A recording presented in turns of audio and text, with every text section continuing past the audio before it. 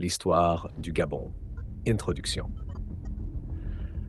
Le Gabon est un pays d'Afrique centrale avec une histoire fascinante. Mais savais-tu qu'il a failli devenir une colonie américaine au 19e siècle? Aujourd'hui, on va plonger dans son passé, des premiers habitants jusqu'à la situation actuelle. Dans cette vidéo, on va voir comment ce petit territoire est passé d'un espace occupé par des peuples bantous à une colonie française avant de devenir un État indépendant. Tu es prêt? C'est parti.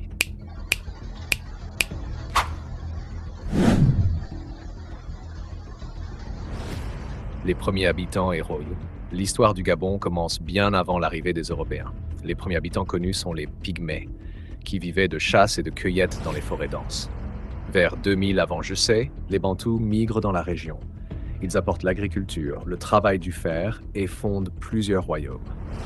Parmi eux, les Myénais, un peuple commerçant, établissent des chefferies puissantes sur la côte, tandis que les Fang, venus du nord, deviennent une force dominante à l'intérieur du pays.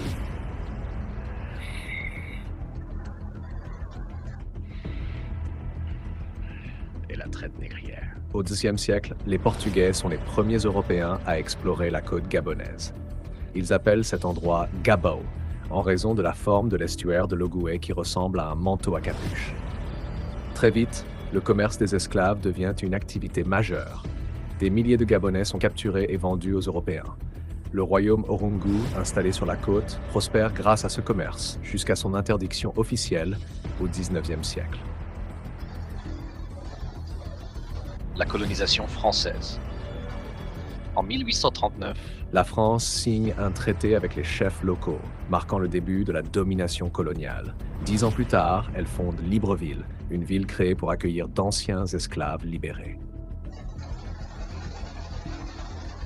En 1910, le Gabon est intégré à l'Afrique équatoriale française. L'administration coloniale impose des taxes et des travaux forcés, provoquant des résistances locales qui seront durement réprimées. 4. La marche vers l'indépendance. Après la Seconde Guerre mondiale, les Gabonais commencent à revendiquer plus d'autonomie. Léon Mba, un leader politique, fonde le Bloc démocratique gabonais et milite pour l'indépendance. Finalement, le 17 août 1960, le Gabon obtient son indépendance et Léon Mba devient le premier président du pays.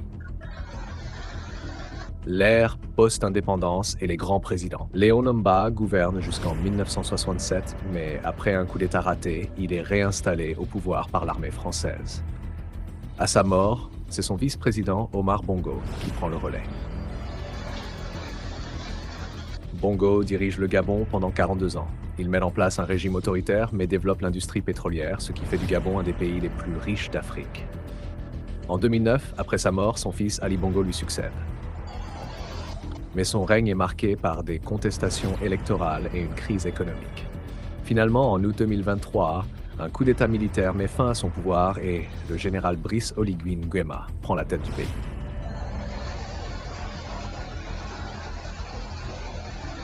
Le Gabon aujourd'hui et son avenir. Aujourd'hui, le Gabon est en pleine transition politique. Les nouvelles autorités promettent des réformes et une meilleure gestion des ressources du pays. Mais des défis restent à relever. Diversification économique, emploi des jeunes et lutte contre la corruption. Wow. L'histoire du Gabon est marquée par des transformations profondes, des royaumes bantous à l'ère moderne. Chaque période a façonné le pays que nous connaissons aujourd'hui. Et toi, selon toi, quel a été l'événement le plus marquant de l'histoire du Gabon? Dis-moi en commentaire. Si cette vidéo t'a plu, n'oublie pas de liker et de t'abonner pour plus d'histoires fascinantes.